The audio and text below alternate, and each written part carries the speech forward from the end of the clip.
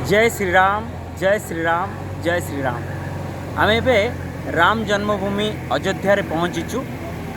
जो जगार राम जन्मभूमि प्रत्येकटी पत्थर रे राम श्रीराम को मंदिर निर्माण करा जाउछि एवं एही स्थान पूरा पूर्णांग निर्माण पर यही स्थान राम जन्मभूमि जोठी श्रीराम को मंदिर निर्माण आरंभ होइछि से स्थान को जीवो एवं से स्थान रे संपूर्ण भावे मंदिर को फिटिंग करा जीवो एवं ये होछि से इटा भारत वर्षरू आसीथिबा इटा से इटारे केउठी श्रीराम लिखा जाइछि केउठी जय श्रीराम लिखा जाइछि एवं विभिन्न भाषा रे इटा आसिक पहुँची।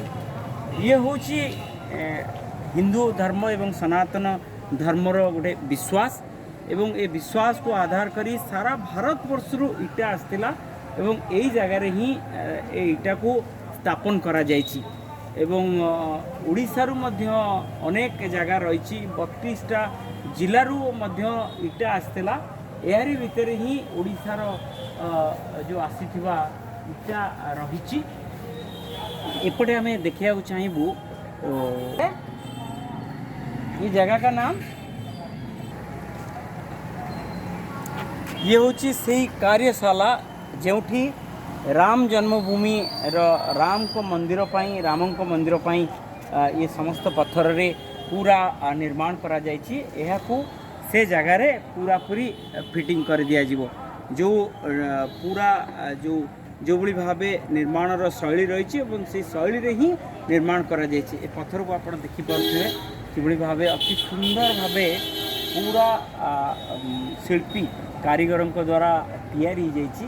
केवल यही जगह रखा जाए नहीं पूरा पूर्णांग प्रत्येकटी जगार यही जो कारशाला रही कारशालार प्रत्येकटी जगार रखा जाइछि। आम एबासी पहुँचीचु श्री राम जन्मभूमि न्यास श्री राम जन्मभूमि जो निर्माण कार्यशाला यहाँ एठी ही कार्य करा जाउछि।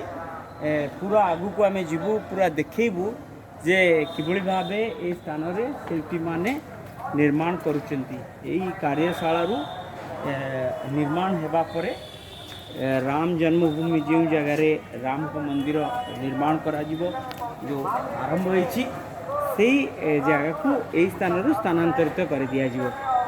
सेही पवित्र स्थान रे राम जन्मभूमि राम मंदिर निर्माण करा जीवो।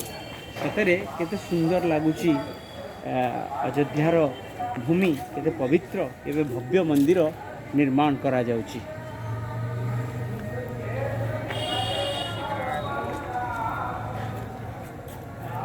ठीक है।